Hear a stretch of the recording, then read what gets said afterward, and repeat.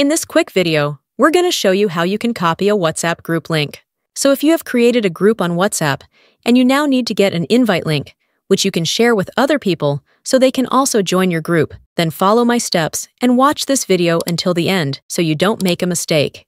This process is the same for both iPhone and Android devices, so if you're an Android user, just follow my steps. We will open our WhatsApp application, and then let's open the group chat for which we need to copy the link. I've created this test group for the purpose of the video, and let's say I need to copy the link for this group. I will tap on the group name at the top, which will open another section in the app where I can see the group details, photos and videos, and many more options. When you get to this page, you want to scroll all the way down to the bottom until you can see the group members, or participants. You will see a couple of options right above the group members, and let's click on this Invite to Group via link. And that's going to give us these options, where we can click on this Copy Link option, and we now have our group invite link.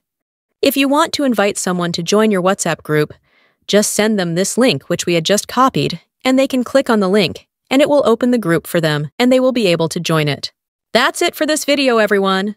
Thanks a lot for watching this video, and I will see you soon.